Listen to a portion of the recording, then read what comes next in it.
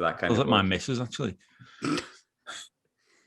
Mine's over there. I was going to say, do you know this is recording? Oh yeah.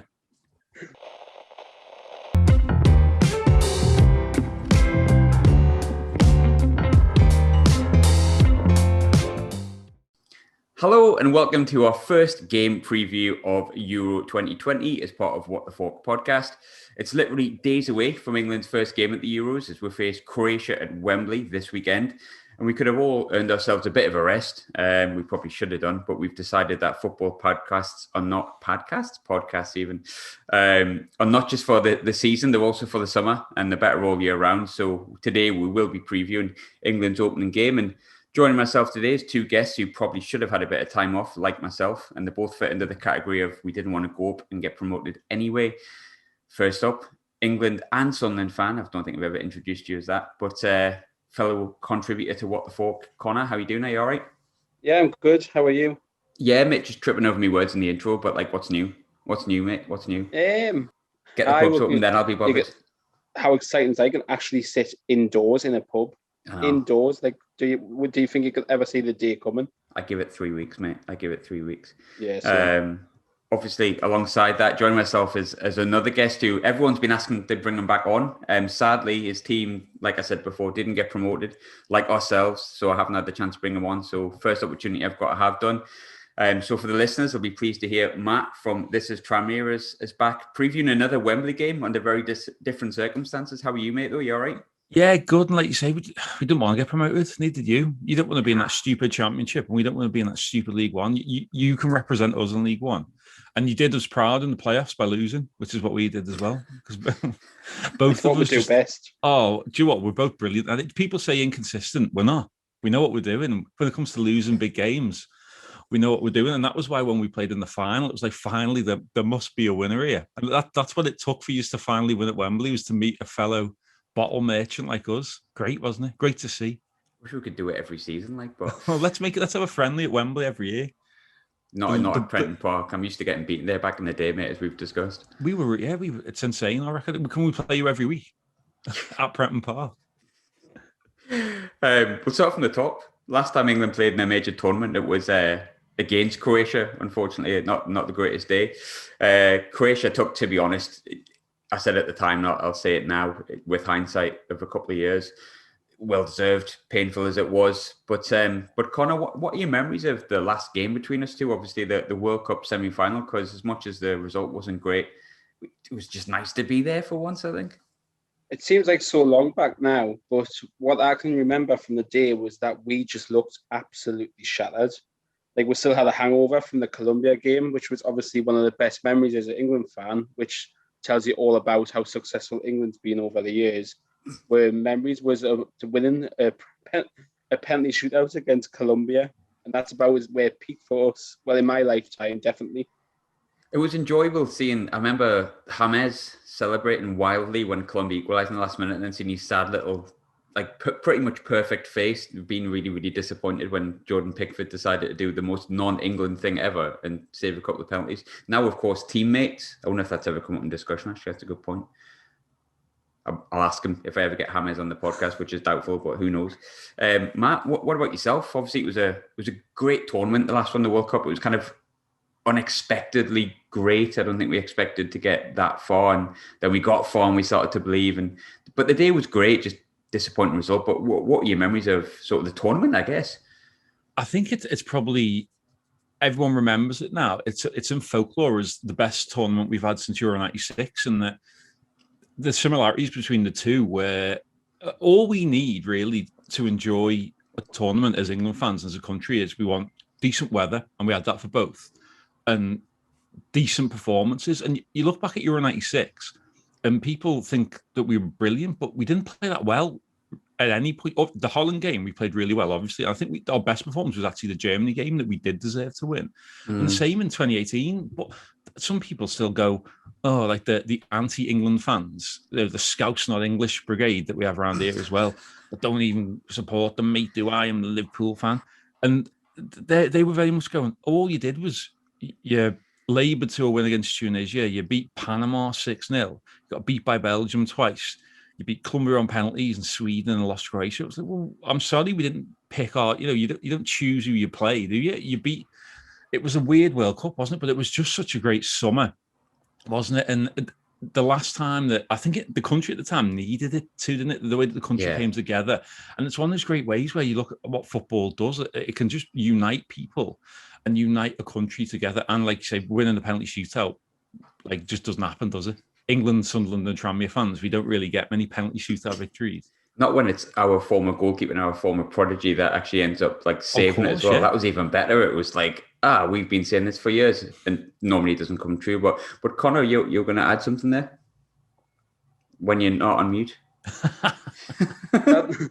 Sorry, I'm like a dinosaur with technology still. But that's another conversation to be had though, because a lot of what have said this season, since we can't get in as fans and we're watching them, like the matches on a stream. I'm talking about like with club football here. Going to the matches about the experience, isn't it? It's about having the banter and the laugh. And you would say the same thing with watching the Euros or the World Cup. It's all about going to a beer garden with your friends and watching the football. And that's what it's all about, is exactly what Matt just says. And it's about good weather, good friends, and a lot of drink. And that's what football is. It's not about, well, let's be honest, Tranmere and Sunderland haven't really got a huge history of being successful at the minute, have we? So no, it's all about experience. What keeps us going? What keeps our enjoyment going? And that's exactly it. It's the experience. It's a weird one for me because obviously I live literally like, if I got out here and sprinted a bit, I'd be at Hampden Park in 30 seconds, which I think I've mentioned before. But obviously we've got a few games there. I think Scotland, if they qualify and get through the last 16, have got a chance of playing there. They've got their 2 in brackets home games, both at Hampden. It's weird having the tournament here, and we've got the fan zones and stuff here, which of course have created hullabaloo because we can't enjoy ourselves anymore. But I suppose that there's even more for me because obviously I'm English. I'll not deny that, but I'd really like to see Scotland do well because I've been here for 10 years and I've been in more Scotland games than England games. But I suppose my abiding memory, just to go back a little bit, was a lot of what Matt was saying about World Cup 2018, like mainly Scotland fans give me banter, which you're going to get, which I don't mind. It's part and parcel of football. But when we got to like the semis and just everyone, while working a call centre at the time, and everyone in the call centre going, what if they do it though? What if football actually does, like what we're going to do? And it was seeing the sheer panic was great. And I think the Croatia celebrations that they had weren't, England have got beat, it was just sheer relief. But tournament memories, I'm old enough now to have a few good ones. Like I vaguely remember my dad being very happy when I was about 5-year-old when we got to Italia 90, which is not often, to be honest, with my dad. Euro 96 was obviously my pomp.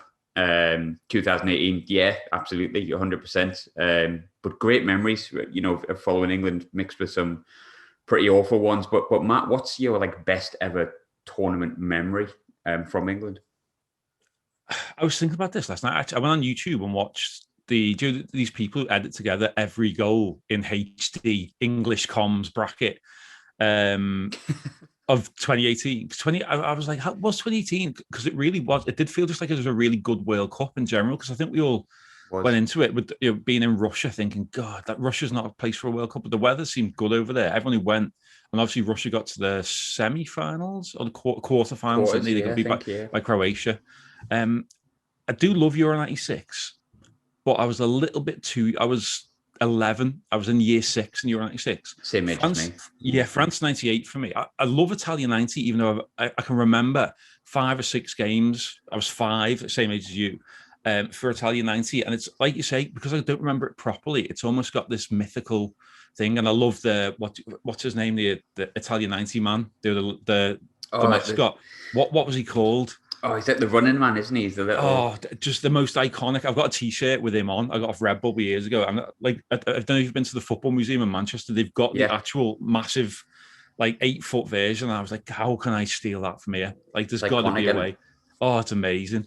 But France 98, I think, is my favourite tournament. And in terms of, it's weird because we didn't do very well in that. Went out again. It was glorious failure, wasn't it?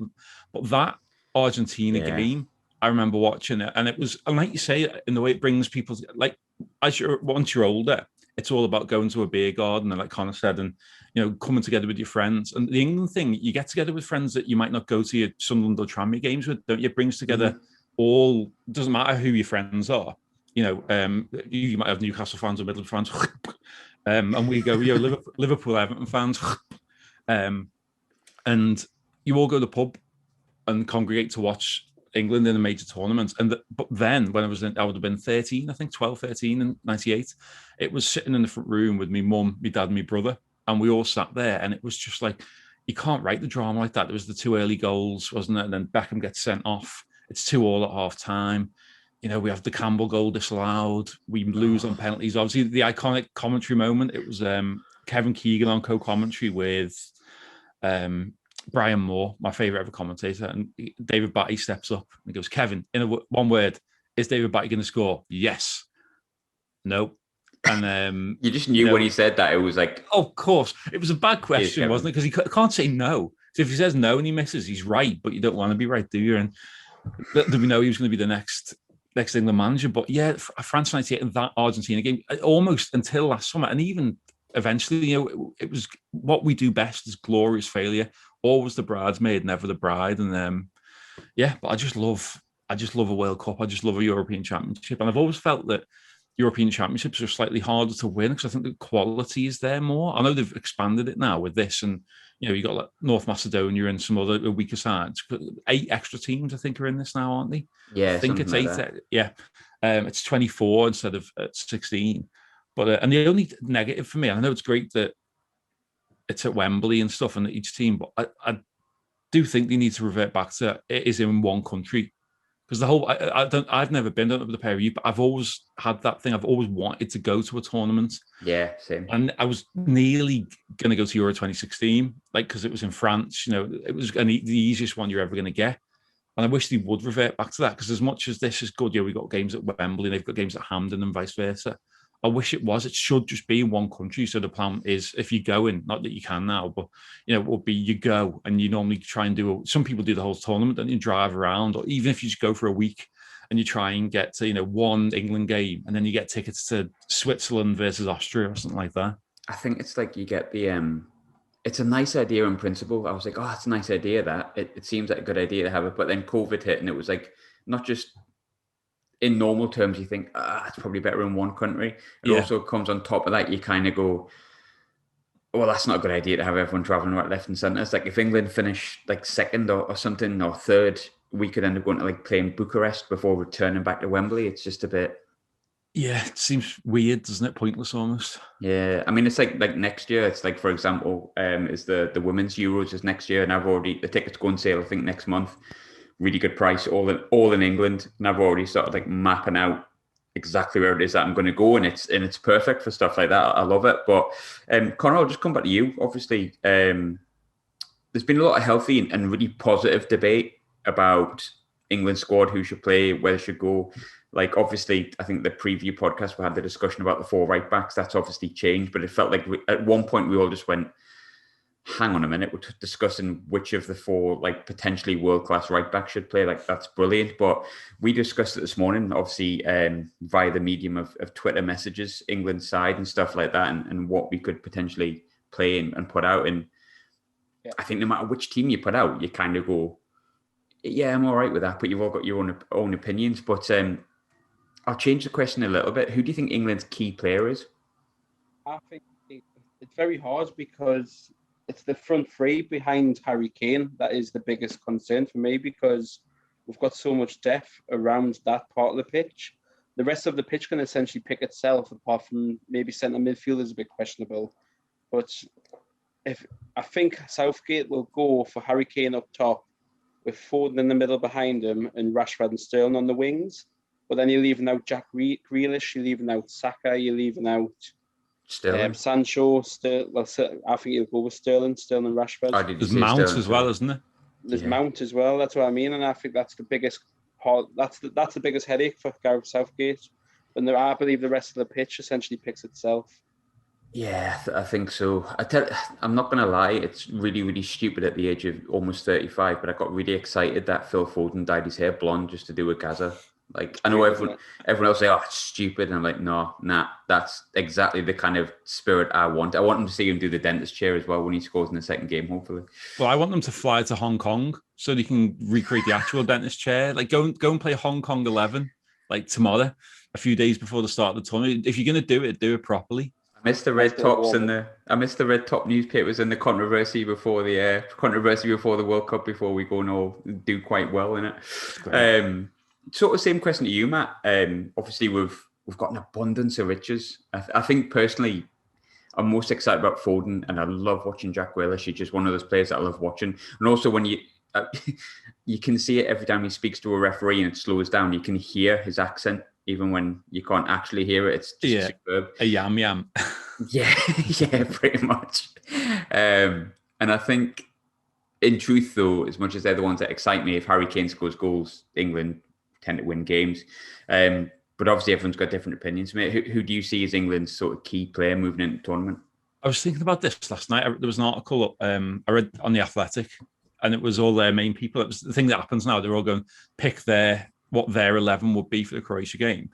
And it seemed to be, it was a 50-50 split. It was about 10 of them, and 5 had Grealish in and 5 didn't. But for me, there's no one.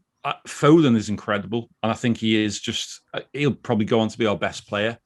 But I think Grealish is the key. I honestly do. And I know that it's probably hard for him to not pick. For me, Sterling's out of form. I know it's weird saying that he's just, been in a team that got to a Champions League final and walked the Premier League, but he's not been firing all cylinders this season. And I don't think City have either. I think they've sort of sleepwalked to the title. It was other teams being poor more than them being outstanding. Grealish, for me, is the key player. And I think him, Foden, and the other player there, I'm not, in that 3. I love Sancho. I watch a lot of Bundesliga and I love Sancho. But this is the thing, isn't it? That you go, on paper, you'd be like, oh, you've got to get those 3 in. But then you go, like, say, you've got Mount, who I wasn't a big fan of his a couple of years ago, but you can see, the managers as well that have trusted him, Southgate, Tuchel, Lampard, all love him. And he clearly is just a world-class player now. It's hard, isn't it? Obviously, like you say, Kane's up there. You've got, I think that Calvert-Lewin is a great option to have if we need to, really if we need to, yeah. I mean that jump he did in the Romania game, the one he got penalised for. Wait, like he basically jumps on the fella's back. His boot was at his head height. Is just it shows the difference. He's not like a Peter Crouch, big, tall, 6'6" guy, but he's got that leap of, if we need a goal and we need 2 up top, he comes on with Harry Kane. You start putting them balls in the box, and like you say, we've got an abundance of fullback talent and people who can deliver a ball. I think that squad is a very, very good squad. And I do think, though, for me, the main one, it is Grealish and Foden, for me, have to be in that front 4.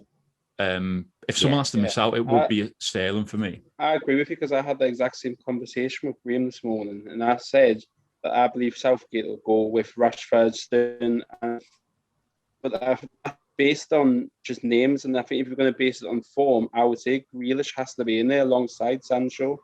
And that's exactly what I said this morning. I was using Football Manager this morning with the squad actually build, but I think it would be. There's an app for that, just so you know. I know, but I prefer it gives an excuse to play Football Manager. Well, yes, that is true, mate. That is true. I think I agree with both of you on Grealish. I think I love Phil Foden, and I think he definitely should play. But there's been a discussion about like taking the shackles off, and I see a lot of people saying taking the shackles off would be like putting Mason Mount in midfield, or Henderson or Rice, and having like an attacking middle 2 in a sense, or someone more attacking in the middle 2. But for me, I'm okay with like say Rice and Henderson or something like that, as long as you play Foden and Grealish. For me, that's taken enough of enough of it off. I would probably go Foden right, Grealish in the 10 on the left, and Mason Mount on the 10 on the left are interchangeable. It's just like, it's a joke really, but Grealish is just, there's something old school about Grealish that I just love. He just likes getting the ball and taking people on. He's got that. People talk about Foden being Gaza and stuff, but like for me, Grealish is more of the kind of... Yeah, I was just thinking that myself. Forget the haircut. Like Grealish Grealish reminds me, it's the way he drops a shoulder and just glides past players, isn't it? When he's got that ball at his feet, and it's that pace of ball at his feet, and there's no one. The only other player I think who gets close to what Grealish does now was Hazard a couple of years ago, and I know he's had a couple of terrible years with injury, but Hazard at his pomp, at his peak, like 2014 to 2016 for Chelsea, was just, you were like, there's no one doing that, is there? And that's what Grealish offers for me. And Joe, I'm glad that he's staying at Villa. Well, hopefully anyway. You know, Man United might come in with a silly one because, again, that's a bit of a Gaza thing to do, isn't it? Where you go, he's not gone for that big transfer. Obviously, Gaza probably should have gone to Man U for his own sake, shouldn't he? But what will be, will be. But Grealish is just, it's like we keep saying, it's crazy the talent we've got, the attacking talent we've got. When you look back at like World Cup like 2010, which was just a disgrace when we had just nothing there. And in a little over 10 years, it's finally, people always said, didn't they? It was always that thing of, in 10 years, think of the England team we'll have. There was always those, this will be the England team in 10-year articles. And then 10 years' time, you'd look back and go, well, not half of them aren't even playing footy anymore.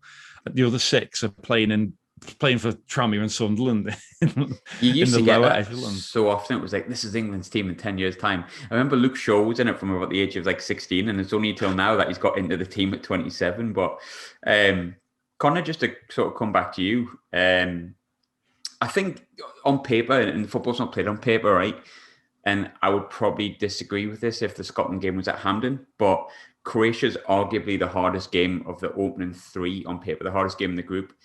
Is it a positive that we've got them first because we know where we're at afterwards?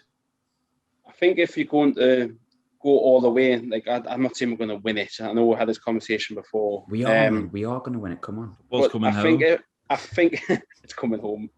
If we're going to stand a chance, we have to put them the best. Like, I'm not going to say it's going to be easy because they have got a good squad, but I don't think you'd be worried about teams like Croatia. You need to be worried about teams such as France and Germany and Spain later on. I think if we don't top the group, then we've probably failed, in all honesty. Yeah, I mean, I was looking at the FIFA rankings yesterday, and Czech Republic and Scotland are near of the teams that are in the tournament near the bottom of the list. 44th Scotland, I think, and Czech Republic are 40th. And I was like, oh, I bet you Croatia thereabouts, but which we'll come on to. Their results have been great recently, and they've dropped to like 14th, where we're like 4th behind Brazil, Belgium and France, which is probably not that bad, is it really? But I was looking through Croatia's squad, and Matt, they've got like, obviously Borna Barisic is someone I watch on a regular basis up in Glasgow, and he's the second most creative player in the Scottish Premiership, and he's a left back, but he's not going to play the same way for Croatia. He's not going to have that same level of freedom, I think, as you'll get, and they'll play in a slightly different way from what I've seen. But Barisic, Modric, Perisic, the top 3 names that stand out, but there is more. But it does feel like it's not as good as a side as it was. This is going to bite them in the arse, isn't it? But as it was in 2018. But England have got better. We've just discussed why. Do you see Croatia as like a team that you'd be as worried about in 2018 as you would be now? Or do you think they could potentially be a team where we could put like a staple down on it because they're still good? But we could basically knock them out of the water, couldn't we, if we played potential? Yeah, I think they're a team almost coming to the end of their cycle of, it's their key players, isn't it? Like you say, the Modric's, the Perisic's, the Mandzukic. 32, 35, 34. Yeah, they're still wonderful footballers, and they have been for a decade plus. But they're at the end, and every team seems to have this, like that great Portugal team, the Figos, Rui Costa. And I think they peaked in 2018. I think they should have won that World Cup, to be honest. The final was, they just didn't have much luck, did they, in the final? Deflections and penalties going against them. And so, they're not, and I think they end up in a playoff, I think, for this. I'm sure they did, didn't they? Yeah. Something like that, I think, Yeah, or they, maybe not the playoff, but they finished second in the group. And it was touch and go, and it wasn't a super strong group. They lost a couple of really random games. I mean, we'll come on to it, but their last 5 results have not been tremendous. No, they are not this all-conquering Croatia side of 3 and 5 years ago. And on the flip of that, and I know England's results are, and people people have been going, oh, but those 2 warm-up games have been terrible. Like, well, yeah. Have you watched any of the other team? This is what always gets me. Do you know when people moan about the England games? They go, oh, God, the qualifiers are boring. The friendlies are even worse. And I was like, have you watched international football outside the tournaments? It's not great. Because like any team like England, or France, Germany or Portugal, when you play against, often in your qualifiers, they are against teams who are just trying not to get beat by 3 or 4. And even the games against, like, say a Czech Republic or something like that. Now they're not the powers they were back at Euro 96. They haven't got Jan Koller, they haven't got Poborski, they haven't got Nedved anymore. And most, 90% of your games, certainly in your qualifiers, are going to be, now qualifying campaigns are much easier now, aren't they? They want more teams to qualify. They're going to be teams just coming, trying not to get beat or trying to get a 0-0.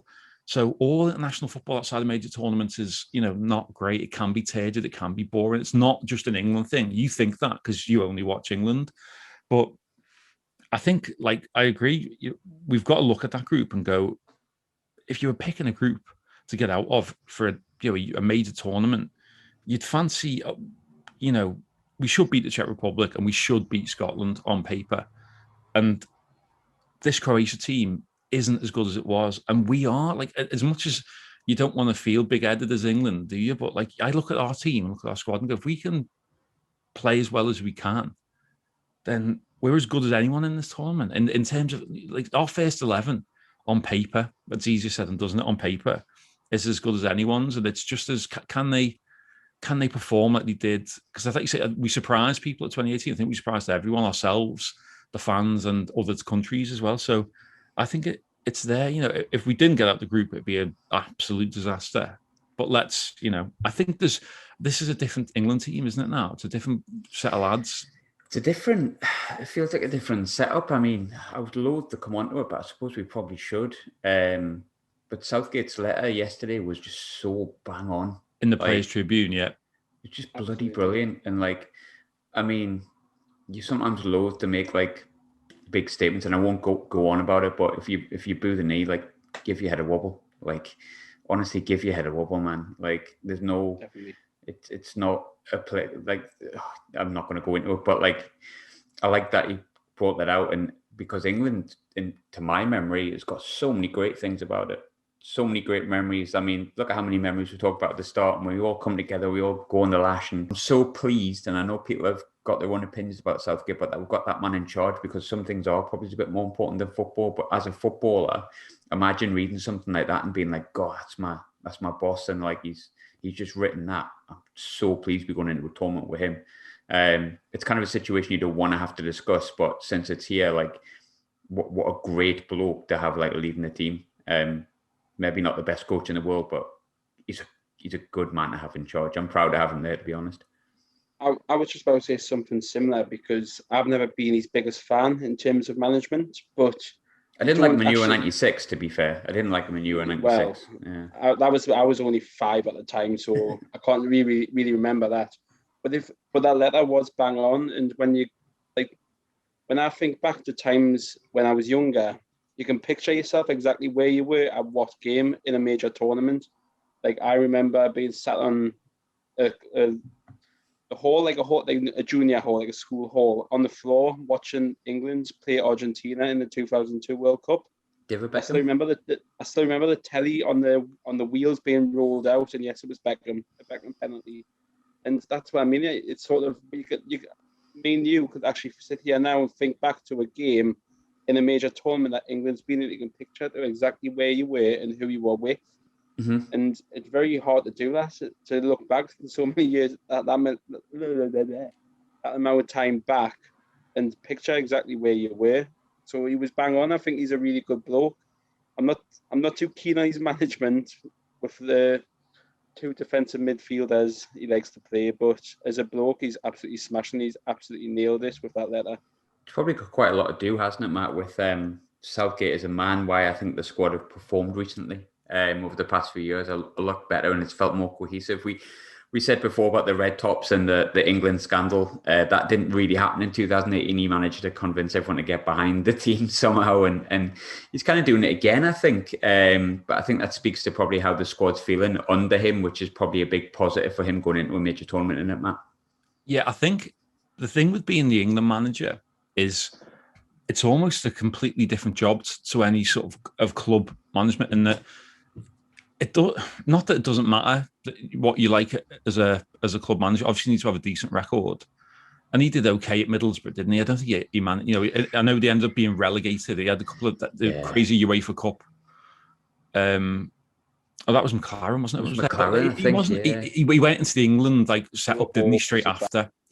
Yeah, but that letter, and just the one thing that you speak to anyone in the game, and you look at Southgate and you just think he looks like a good man. Do you know what I mean? Like just a good fella, a decent bloke whose opinions on because some people wouldn't have. Can you imagine if Allardyce was in charge and the people were booing the knee?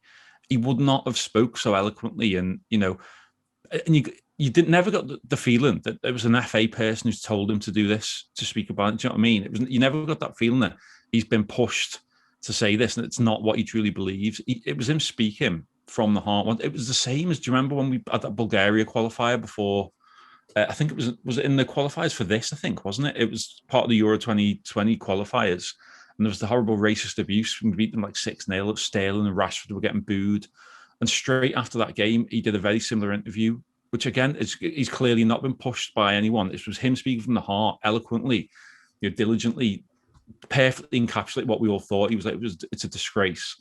But at the same time, it's about he always spoke, and he spoke the same about the boo and the knee. He said it's about educating people and about going, this is not, let's not become divided a week before a tournament. And we might disagree with some of his, how he sets up. Like Connor said there, do we need 2 holding midfielders against Scotland at Wembley?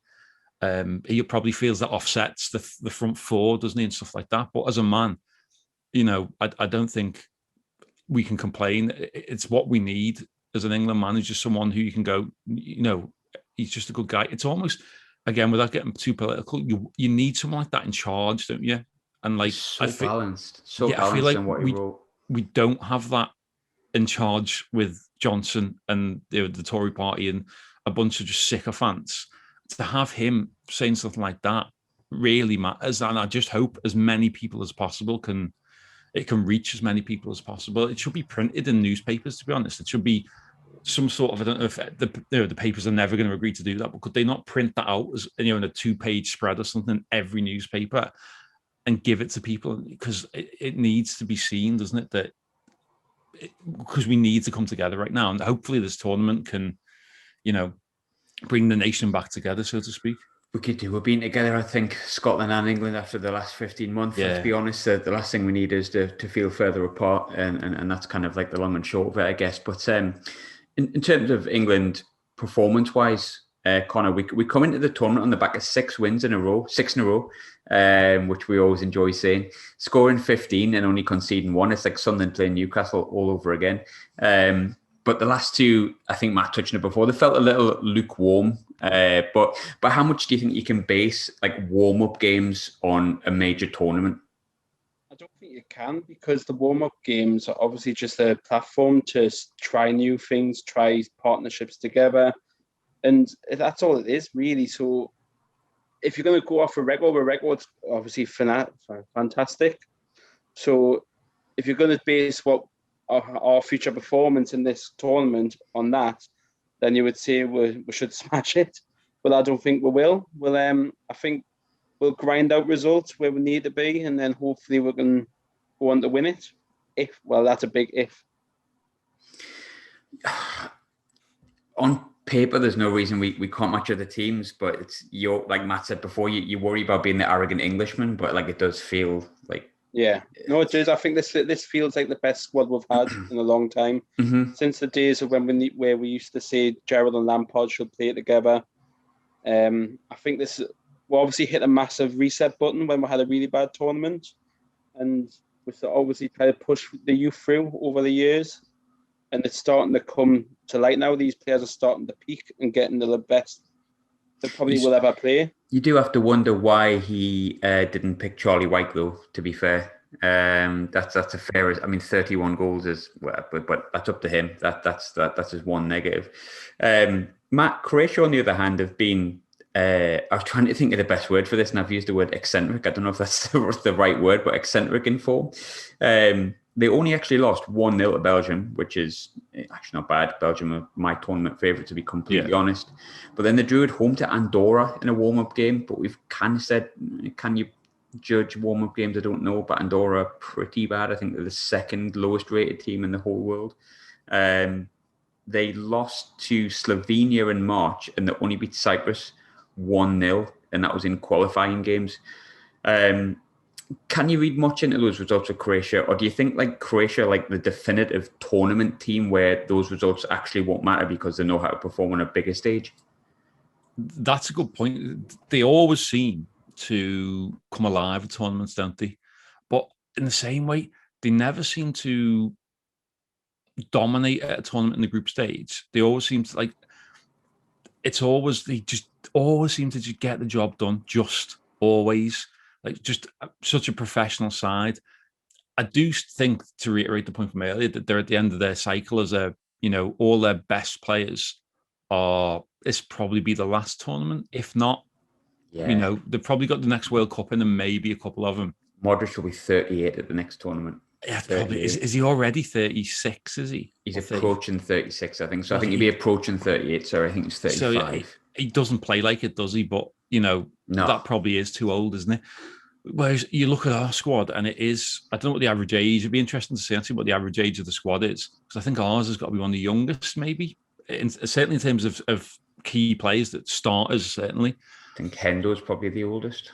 Yeah, which is crazy, isn't it? Or Kane, maybe. Is Henderson like 30 or 29? Henderson's 30, 31, and I think Harry Kane's 27. Harry Kane's so he's young, so it probably is Henderson, yeah. It's real, like absolute prime. So I think with Croatia, you've always just got that worry that they've had our number in the past, and a bit like, you remember that time when Portugal knocked us out 2 tournaments on the run, and and then Uruguay suddenly became, you have this concern, don't you? Is it going to be them? But I think we saw it like in the last time. I know that Croatia ended up beating us in the semi-final, but I don't think any of us expected to get to that semi-final. And it was for the first time since Italia in Euro 96, the England team came home and they were heroes. The first time they've returned from a tournament, normally it's like, right, we can't let anyone know what airport they're arriving back at because they'll get killed. Like in the Euro 2016. Like David Beckham eulogies and stuff like that. Jesus, effigy at West Ham. So I think we should be wary of Croatia, and we should be wary of Scotland as well. I don't know if you saw, I thought you played really well in that Holland. And we just said, I'm going back on the point that you can't trust anything that happens in a warm-up game. But I thought there was some of the football the Scots played in the Holland game. They're a good side. Yeah, they're again. You talk about the pressure getting to England and stuff. That's what it's been like for 22 years. I was made up when they qualified. I really was made up. And my brothers lived up in Scotland for 15 years. And I've always been a fan of, I know everyone hates England, certainly the home nations, but my dream has always been all 5, and, you can get contentious. I'm including the Republic in this. All 5, British nations qualifying for a tournament. And the closest we got was Euro 2016, wasn't it? Where Scotland were the only ones that didn't make it. Yeah. And even there was, you had to win. I think you went and lost to, was it Slovenia in the final game? They got beat 3-2. Yeah. Whereas if they'd won that, they would have gotten to a playoff. I would love all of them to be at a tournament, because I just think, one thing we all do, the Welsh, the Irish, the Northern Irish, the English, the Scots, we like a drink, don't we? At a tournament, we like a few lager tops. I think make TV shows about it. I mean, last night I watched an England U96 one, a Wales 2016 one, and then I watched a documentary this morning on Scotland qualifying for it. And it's all we all remember those moments as nations, and we were the summer of 96, the summer of 2018, and Wales have the summer of 2016. They've all got World Cup 92, Korea, obviously Republic of Ireland have that as well. Yeah. When they got to the quarters and got beat off Spain, which is no great shame. Obviously, I remember we had a few players, Quinney, Kevin Kilban. Well, Kevin Kilban, a player, was a bit of a loose term. No offense, Kevin, but we had players in that squad that, we watched them and we want them to do well because of Quinny and stuff like that. And it does feel good having more tournaments in it. And obviously, I'm delighted Scotland are there as well, as long as they don't perform on the 18th, please. Yeah, I mean, can you Hate them imagine on that it? day? Yeah. Oh, scum, Scottish scum. If we don't do them on that day, rebuild Hadrian's Wall. That's all we can do. Well, here's one for you. I saw a few tweets this morning saying how many of these countries are treating this tournament as a warm-up tournament for the World Cup next year. You would like to think none, but would you think there's a couple? Spain, Germany. Just looking at Spain's squad, I would agree, personally. There's no Sergio Ramos there. I mean, and but one of the lad that they brought in to replace him, Llorente from Leeds, he's just got COVID. That's going to be like whack-a-mole, mind, isn't it? With players getting COVID right, left, and centre. It's going to be like just whacking different players out. I mean, there's a thing. Mbappe getting COVID before the last 16 years you play against England. He gives it a Griezmann, and all of a sudden, COVID's. Well, I was going to say it's not a bad thing, of course it is, but that's going to be put into there as well. You never know which players you might lose. Scotland have had a case. Spain have had a case. Germany had Tony Kroos has had a case. You hope it doesn't because obviously the safety of the players, but you never know where that might affect the tournament as well. It's mad, isn't it? Yeah, it could be. It's something I've never really thought about because I'm trying to get it out of my mind because I hate it, but it's gonna play. It's basically COVID might be the new England metatarsal injury of the early 2000s. Last but not least, obviously it's something we always do in preview shows, and I'd seen no reason for changing it, but with a slight difference. And I'll come to you first, Connor, because we've touched on it already this morning, and we've had a good bit of debate via Twitter message. What's your starting 11 for the game against Croatia? Go on mute again. Love it. See, you know how on Zoom you can hold the space bar to talk, and when you let go of the space bar, it mutes you? I'm trialing this today, you see, and it's really not going well. To be fair, I didn't know that, so every day's a school day. Well, I only found out the other day. But anyway, my starting 11, what I think Southgate will go for is Pickford in goal. Left back will be Ben Chilwell. Right back will be, who did I say again? Reece James, Kyle Walker. I will want Reece James, but I think he'll go for Kyle Walker. Centre back, John Stones and Maguire, which is the obvious pairing. Centre midfield, I think you'll go for Henderson and Mason Mount. The attacking four picks itself, really, for me, which is Sterling, Rashford, Foden, and Harry Kane. Oh, you'd leave Grealish out? I think Southgate will leave Grealish out, yeah. I don't want them left out, but I think Southgate would. Could potentially move Reece James or Kyle Walker into centre half, and then that's also an option, but I don't know whether that's called doing the Sunderland. Yeah, it's a bit Luke O'Nien in it. A bit Luke O'Nien at centre half. Who's also a centre midfielder. And a right back, and a right winger, and a right wing back. And an attacking midfielder. And a nice bloke. Overall, nice top bloke. Nice fella. I think I would probably go Reece James centre half, to be honest. If Maguire's not fit. Because for me though, I think he will be fit. My team would be Pickford in goal every single day of the week. I'd have Reece James at right back. Sorry, Kyle. Chilwell, Maguire, Stones. I play Henderson if he's fully fit alongside Declan Rice in a defensive two. I know that'll be controversial. Then I'd have Grealish on your left, Foden on your right, Mason Mount in your 10, Harry Kane up top. But again, I'm going to say if Sterling's in there instead of Foden, I'm not going to be like, oh, what's he doing? Oh my God. Sterling's pretty good. He's not bad in comparison to what I watch every week. That's what I mean. It's the depth. The depth that we have is ridiculous, especially in the final third of the pitch. Superb.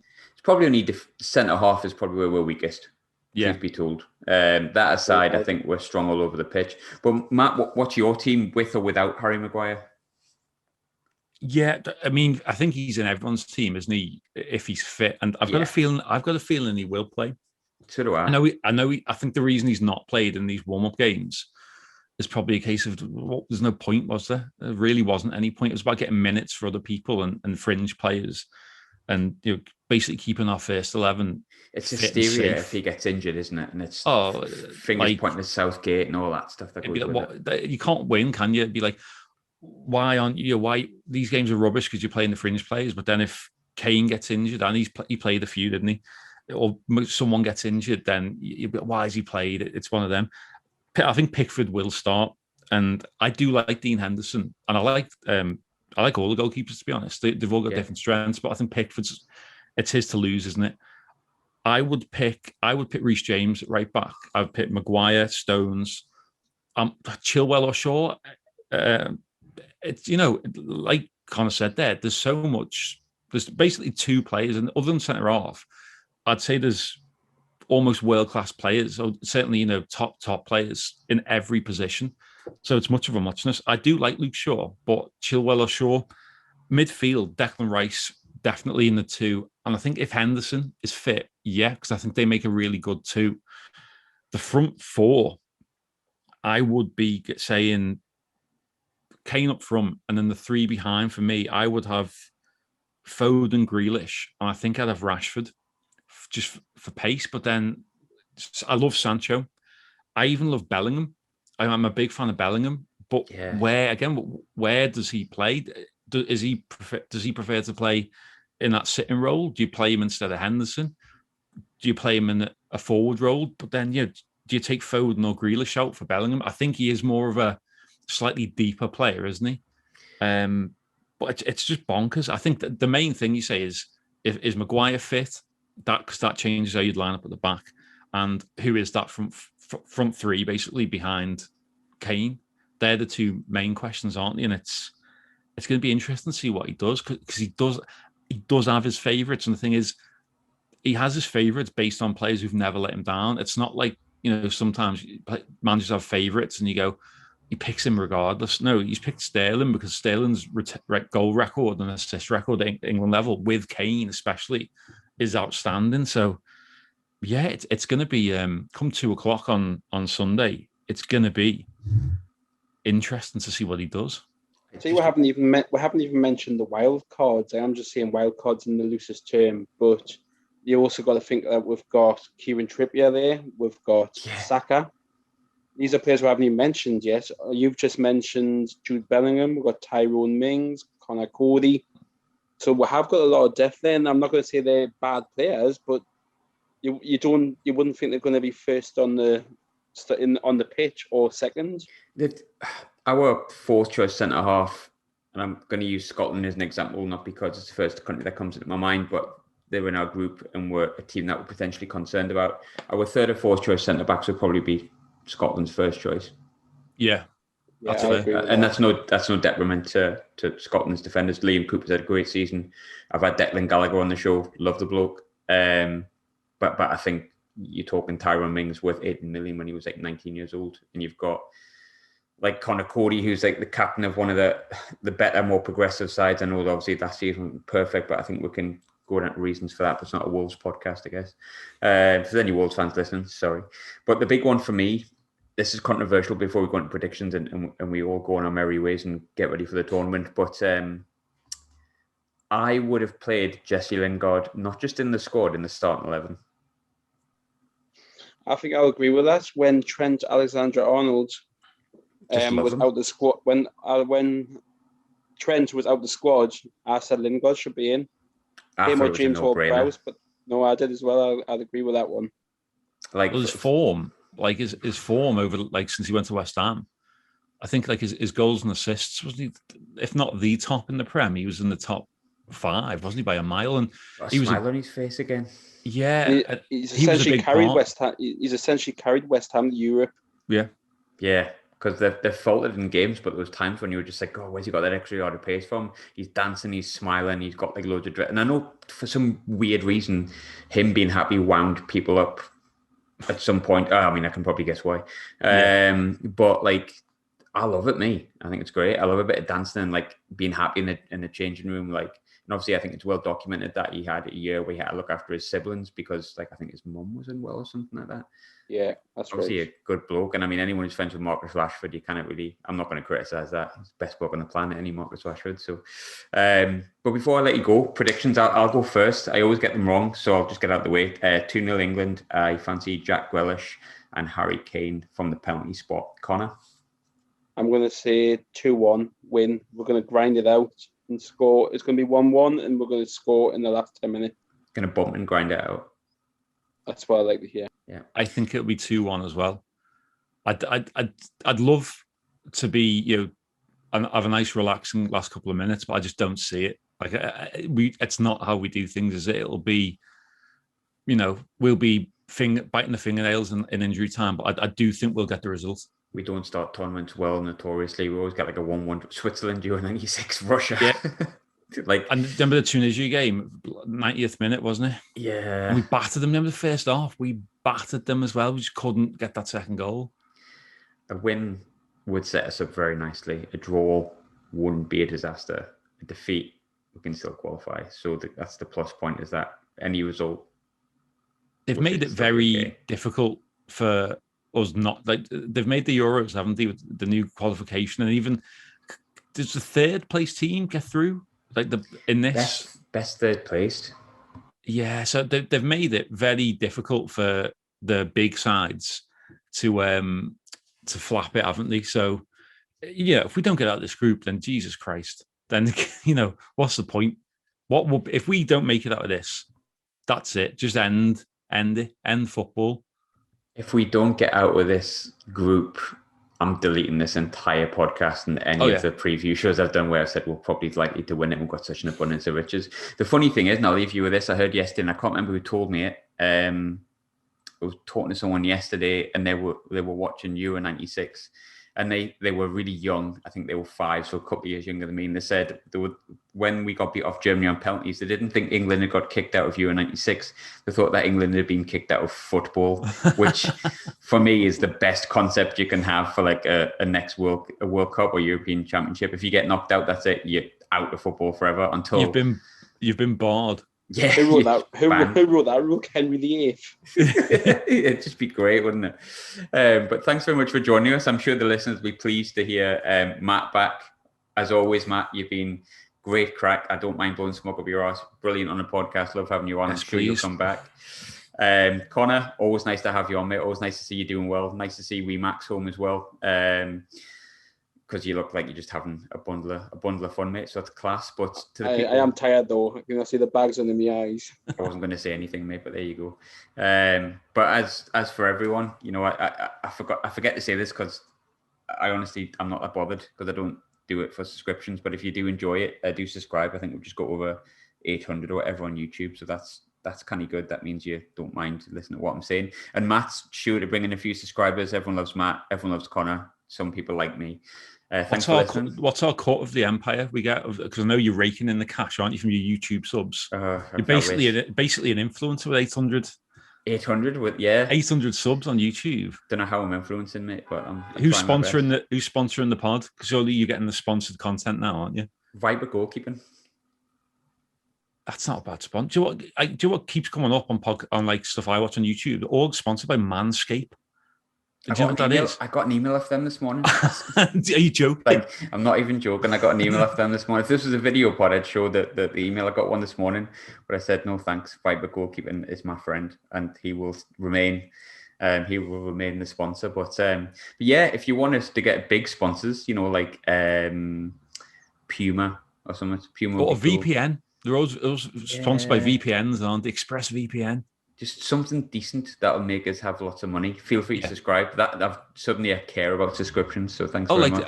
I'm sure you're the same as me. Like my morals would go out the window if the Republic of Saudi Arabia wanted to sponsor the podcast or Qatar. I don't care. Like, get your cash out. If the cash number's right, my morals go straight out the window. Sounding like a Newcastle fan now.